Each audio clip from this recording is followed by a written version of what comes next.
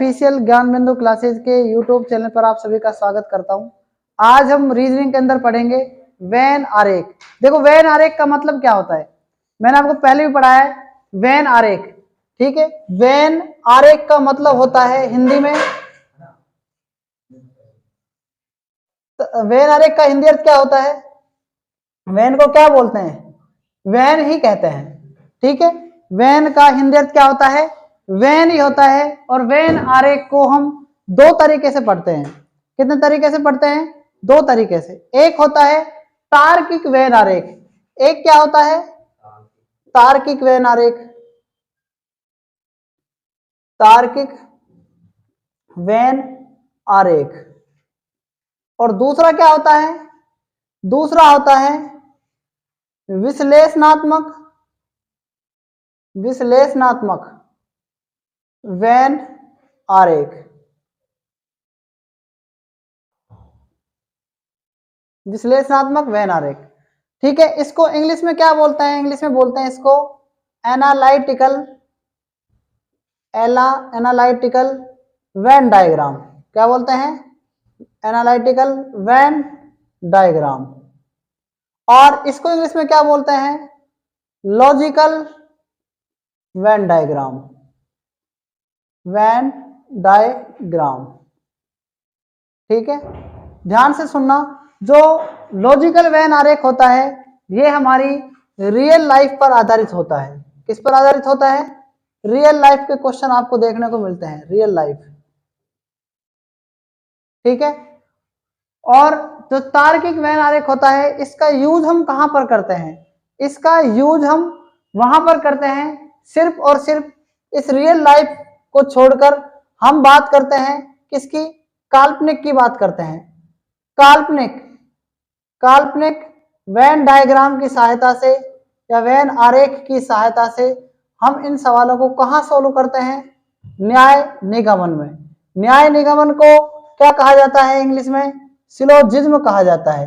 क्या कहा जाता है, सिलोजिज्म कहा जाता है, सिलोजिज्म कहा जाता है। इसका मतलब हिंदी में और हम इसको क्या कह सकते हैं, कथन निष्कर्ष कह सकते हैं। तो कथन निष्कर्ष जब हम सोल्व करते हैं, जब हम कथन निष्कर्षों को क्या करते हैं, सोल्व करते हैं, तो वहां पर काल्पनिक वेन आरेख की सहायता से हम इनको सोल्व करते हैं। किसको, कथन निष्कर्ष को या फिर न्याय निगमन को। तो आज हम शुरुआत करते हैं वेन आरेख की। तार्किक वेन आरेख में देखना, सबसे पहले आप इनको कैसे सोल्व कर सकते हैं। जैसे मैंने लिखा एग्जाम्पल एक चंद्रमा, मैंने लिखा चंद्रमा। तीसरी चीज मैंने लिखी यहां पर भारत, और इसके अलावा फिर उसके बाद लिखा मैंने यहां पर मंगल।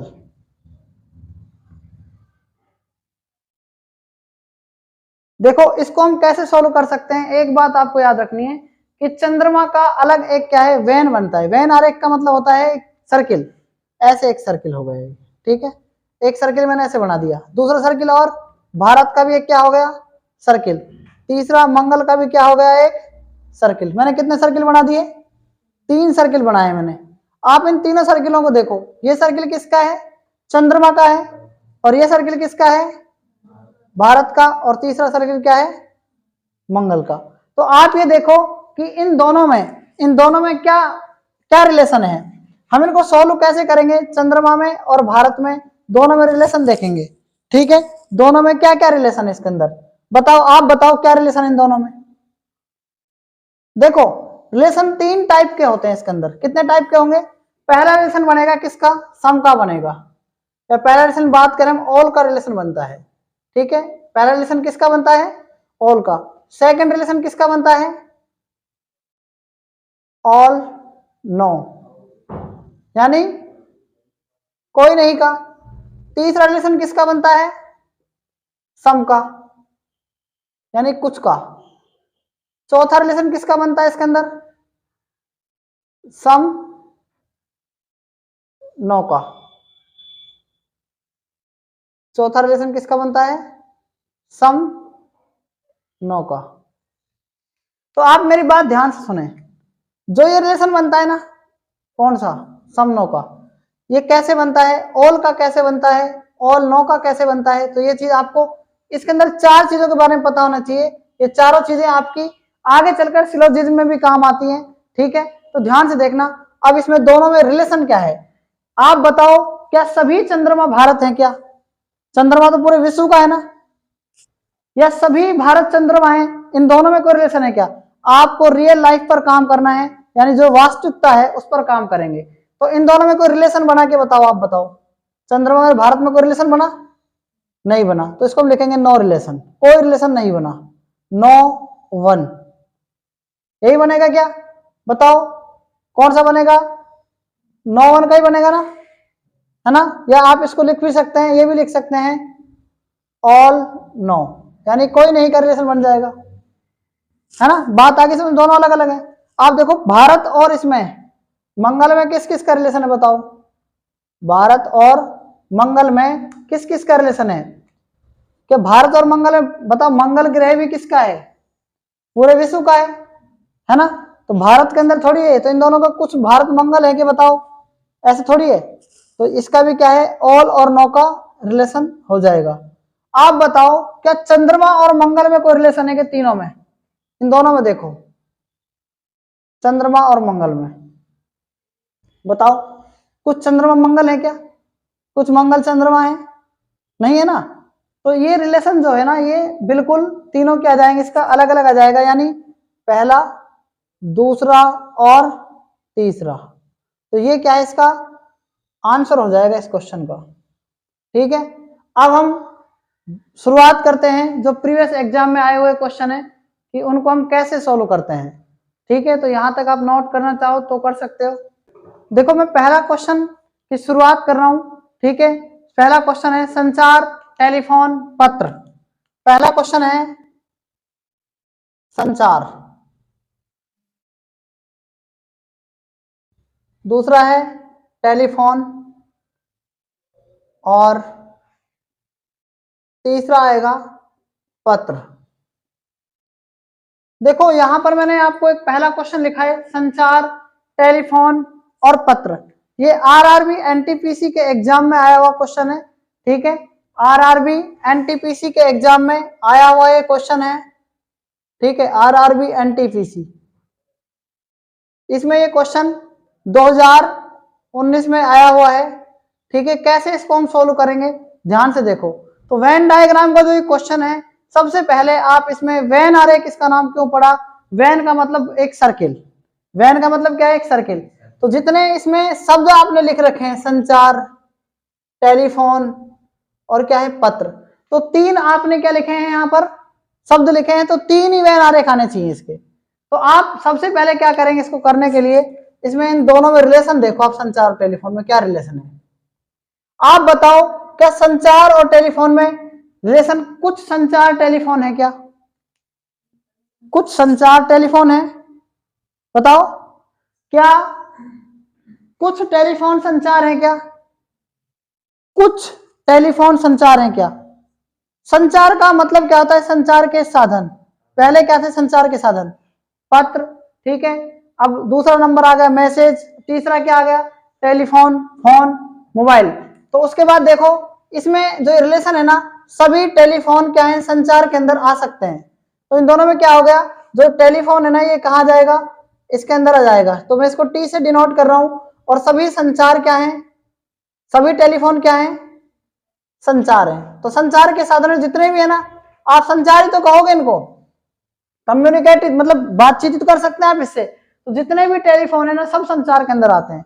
ऐसे थोड़ी है कोई टेलीफोन संचार के अंदर नहीं आता, सब टेलीफोन संचार के अंदर आते हैं। उसके बाद अब क्या कह रहा है दूसरा, टेलीफोन और पत्र। आप बताओ क्या कुछ टेलीफोन पत्र है क्या? ऐसा थोड़ी हो सकता है, कुछ टेलीफोन पत्र हो, नहीं हो सकता। तो क्या करेंगे, ध्यान से सुनना आप इसको।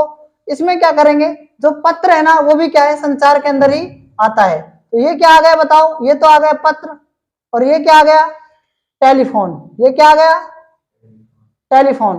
तो यानी हम कह सकते हैं टेलीफोन और पत्र के अंदर कोई रिलेशन नहीं है। लेकिन तीसरा क्या है, संचार और पत्र। आप बताओ कुछ संचार पत्र हैं क्या, बताओ। सभी संचार पत्र हैं क्या? नहीं, सभी पत्र संचार हैं, सभी टेलीफोन संचार हैं, टेलीफोन और पत्र में कोई रिलेशन नहीं है कि कुछ टेलीफोन पत्र हो, कुछ पत्र टेलीफोन हो। ये बात समझ में आ गई ना। तो इस क्वेश्चन का जो सही वेन डायग्राम बनेगा ना वो ये बनेगा। ठीक है, अब बात करते हैं हम क्वेश्चन नंबर 2 के सॉल्यूशन की। क्वेश्चन नंबर 2 आप नोट कर सकते हैं। क्वेश्चन नंबर 2 क्या है, ध्यान से देखो। क्वेश्चन नंबर 2, क्वेश्चन नंबर 2 है प्लेट, कटोरी और क्रॉकरी। प्लेट, कटोरी और तीसरा क्या है, क्रॉकरी।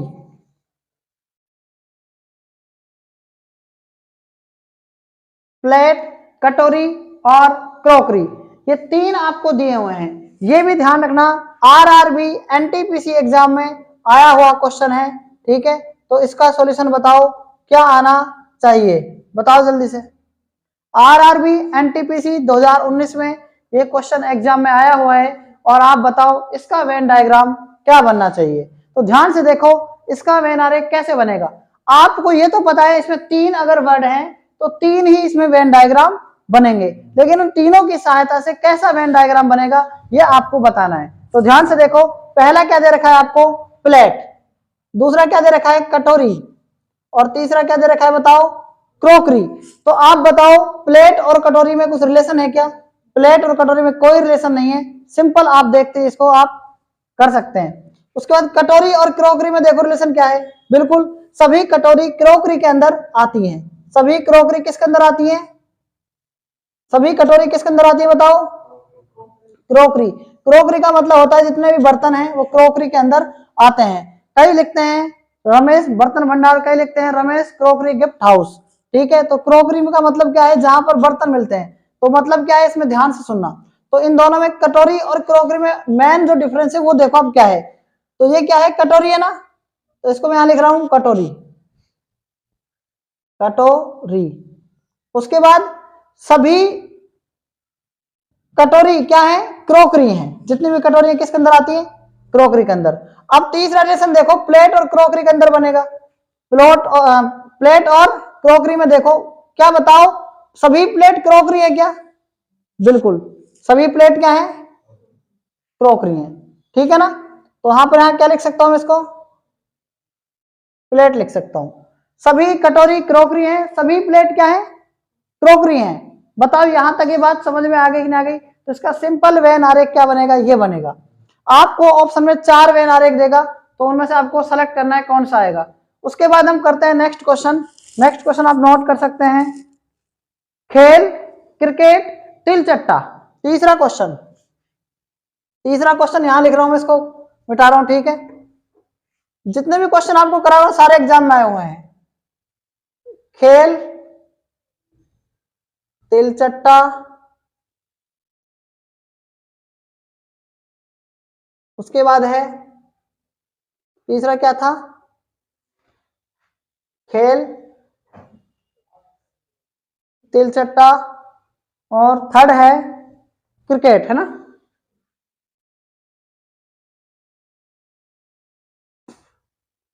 देखो तीसरा क्वेश्चन को कैसे सॉल्व करेंगे, खेल, तिल चट्टा और क्या लिख रखा है, क्रिकेट। कैसे करेंगे इस क्वेश्चन को, ध्यान से देखो। आप देखो खेल को आप जानते हो, खेल कोई सा भी हो सकता है। तिल चट्टा देखो आप जानते हैं तिल चट्टे को, क्रिकेट को देखो क्रिकेट भी जानते हैं। आप ही बताओ सबसे पहले इसको सॉल्व करने का तरीका क्या होना चाहिए। ये जो खेल है ना, इन दोनों में और तिल चट्टे में कोई रिलेशन है क्या, बताओ। आप बताओ क्या खेल में और तिल चट्टे में कोई रिलेशन आपको दिख रहा है क्या। सबसे बड़ी बात क्या है, इसका मतलब जो वेन आरेख का होता है ना वो होता है रिलेशन। तो इन दोनों में रिलेशन कुछ दिख रहा है क्या आपको, खेल और तिल चट्टा के अंदर कोई रिलेशन है, कोई रिलेशन नहीं है। खेल का वेन आरेख और तिल चट्टा का वेन आरेख बिल्कुल क्या है, अलग है। अब बात करते हैं तिल चट्टा की और क्रिकेट की। आप बताओ क्या तिल चट्टा और क्रिकेट में कोई फर्क है क्या, नहीं है ना। तो ये तिल चट्टा और क्रिकेट का तीनों का क्या हो गया, अलग अलग हो गया। अभी तक कंडीशन खेल से तिल चट्टा का रिलेशन बिल्कुल अलग, तिल चट्टा और क्रिकेट का रिलेशन बिल्कुल अलग।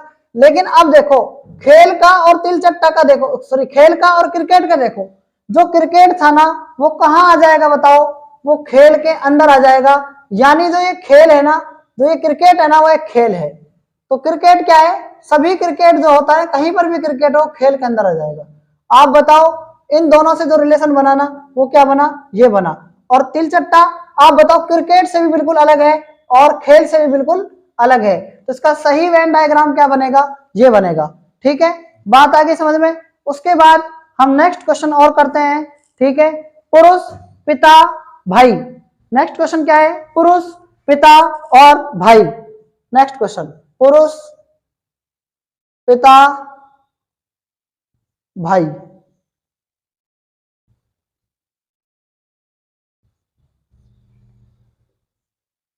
बताओ फोर्थ क्वेश्चन के अंदर क्या आना चाहिए, जल्दी से बताओ।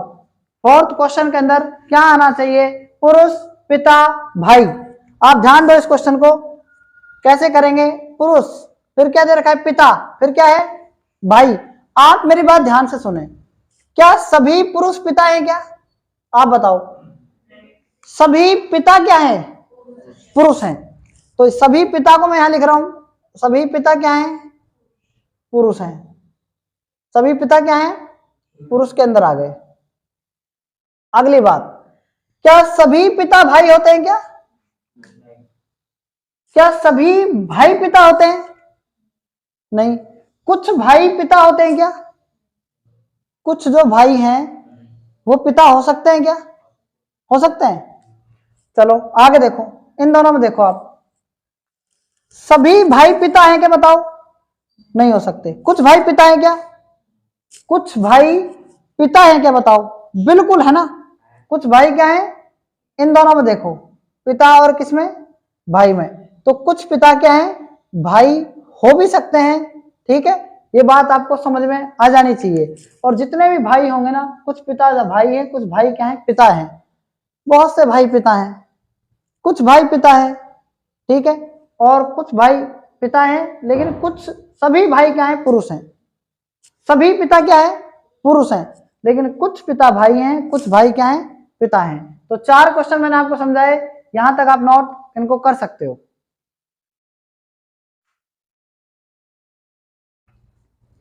हमने भी 4 क्वेश्चन पढ़े, इसके बाद है नेक्स्ट 5वां क्वेश्चन।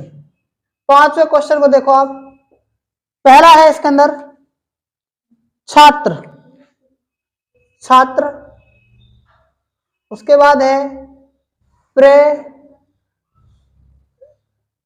शिक्षु। उसके बाद है शोधार्थी।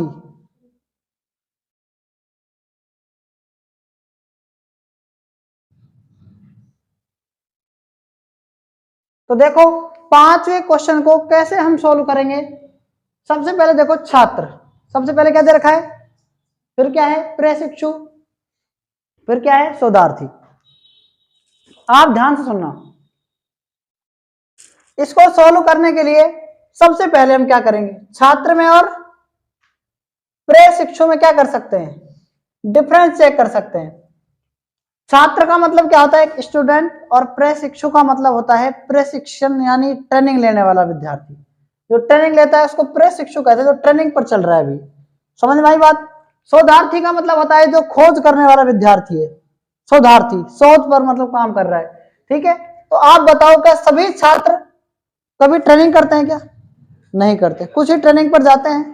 तो छात्र और प्रशिक्षु में जो वेन आरेख बनेगा ना, वो ये बनेगा, कुछ छात्र क्या है, प्रशिक्षु हैं। तो इसको मैं क्या लिख सकता हूं, छात्र लिख सकता हूं, और इसको मैं क्या कर सकता हूं, प्रशिक्षु लिख सकता हूं।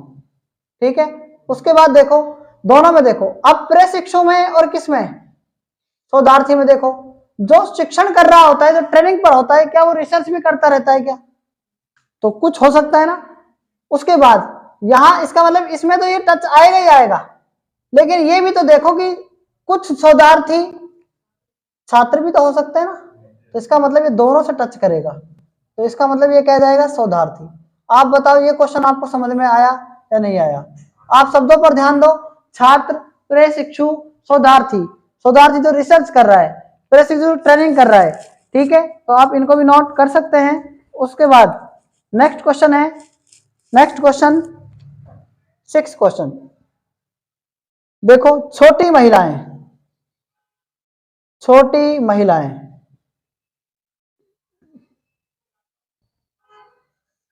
छोटी महिलाएं।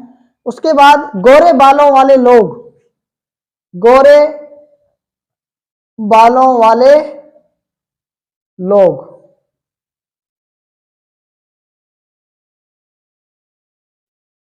और नेक्स्ट है इसके अंदर भारतीय, भारतीय।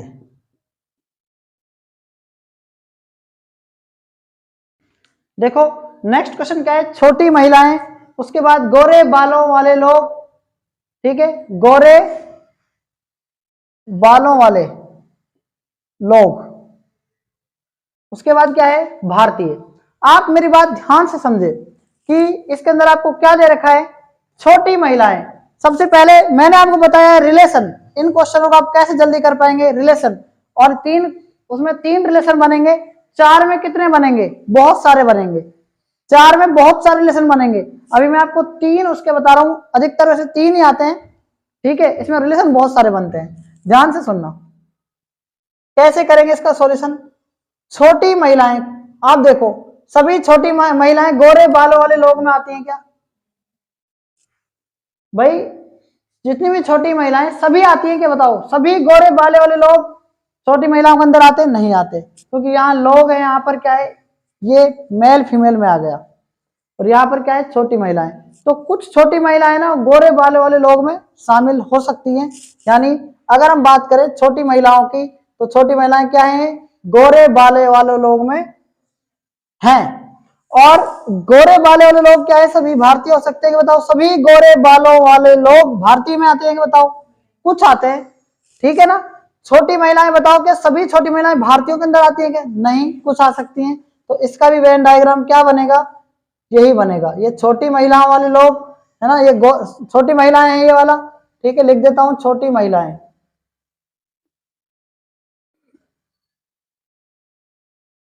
ये क्या है, भारतीय हैं। ये क्या है, गोरे बालों वाले लोग, गोरे बालों वाले लोग, ठीक है। नेक्स्ट क्वेश्चन देखो, नेक्स्ट क्वेश्चन, मिश्र धातु कांस्य पीतल, मिश्र धातु कांस्य पीतल। 7th क्वेश्चन है, मिश्र धातु कांस्य और पीतल, कांस्य पीतल। आप बताओ इस क्वेश्चन का सॉल्यूशन क्या होना चाहिए। मिश्र धातु का मतलब होता है दो या दो से अधिक धातुएं मिलकर मिश्र धातु का निर्माण करती हैं, ठीक है, आपको ये बात याद रखनी है, ठीक है। अब देखो आप, मिश्र धातु और कांस्य का मतलब कांसा, कांस्य का मतलब कांसा, दोनों में क्या रिलेशन है, कांस्य दो धातुओं से मिलकर बनी है, ठीक है। तो कांस्य, सभी कांस्य जो है सब मिश्र धातु के अंदर आती हैं। और पीतल भी क्या है बताओ, कांस्य और पीतल में कोई रिलेशन है क्या, बिल्कुल नहीं। कुछ कांस्य कुछ पीतल होते हैं क्या, बताओ, नहीं होते ना, कुछ पीतल कुछ कांस्य होते हैं, नहीं होते। लेकिन जितने भी मिश्र धातु है ना, सभी सभी मिश्र धातु, क्या इसके अंदर पीतल भी सारी मिश्र धातुओं के अंदर आती है क्या, सारी पीतल मिश्र धातु में आ सकती है। तो इसका मतलब इसका रिलेशन क्या बनेगा, ये तो क्या है, मिश्र धातु है, यानी मिक्सचर है ये, ठीक है, ये मिक्स मेटल है। ये क्या है इसके अंदर बताओ, कांस्य है, और यहां पर क्या है बताओ, ये इसकी पीतल है। दोनों ही क्या है, दोनों ही मिश्र धातु में है। और मेरी बात आप याद रखना, अगर आप साइंस पढ़ रहे हैं तो इसके अंदर आपको आवर्त सारणी आनी चाहिए, पीरियोडिक टेबल के अंदर ये नहीं है, इनका ना ही कोई प्रतीक होता है, इनको शुद्ध भाषा में लिखा जाता है, ठीक है, या फिर लैटिन वर्ड से भी हम लिख सकते हैं लिखने को। तो ये क्वेश्चन भी आप नोट कर सकते हैं। उसके बाद आता है नेक्स्ट क्वेश्चन। नेक्स्ट क्वेश्चन क्या है, संगीत वाद्यंत्र ढोल और बांसुरी, संगीत वाद्यंत्र ढोल और बांसुरी। तो 8th क्वेश्चन है, संगीत वाद्यंत्र, संगीत वाद्यंत्र ढोल और बांसुरी, ढोल बांसुरी। तो मेरी बात आप ध्यान से सुनना, जो संगीत है वाद्यंत्र, संगीत वाद्यंत्र मतलब ढोल बांसुरी, तो संगीत अगर आता ना, इसके पीछे वाद्य यंत्र नहीं लिखा होता। वाद्य यंत्र किसे कहते हैं? ऐसे यंत्र जो संगीत को बजाने में, ठीक है, काम आते हैं, उन्हें हम क्या कहते हैं? वाद्य यंत्र कहते हैं। तो संगीत वाद्य यंत्र के अंदर देखो ढोल है, बांसुरी है। तो बहुत सिंपल क्वेश्चन है, कैसे इसका हम सॉल्यूशन करेंगे, ध्यान से देखो। संगीत और वाद्य यंत्र और ढोल में क्या फर्क है? क्या सभी संगीत वाद्य यंत्र ढोल है? नहीं, सभी ढोल क्या है? संगीत वाद्य यंत्र के अंदर आते हैं। तो ऐसे क्वेश्चनों को आप जल्दी कर सकते हैं। और जो बांसुरी है, सभी बांसुरी क्या है बताओ? तो ये आप ज्यादा इनको टाइम मत दो। जब क्वेश्चन आपको अलग अलग लगे, डाउटफुल लगे, तो उनको आपको क्या करना है? फर्स्ट सेकंड का रिलेशन, फिर इन सेकंड थर्ड का रिलेशन, फिर फर्स्ट थर्ड का रिलेशन। बात आ गई समझ में? ऐसे आप इनको कर सकते हैं, ठीक है। तो आज आपने वेन डायग्राम के अंदर 8 क्वेश्चन और इनकी थोड़ी सी डिटेल पढ़ी। तब तक के लिए धन्यवाद, आगे हम कल पढ़ेंगे।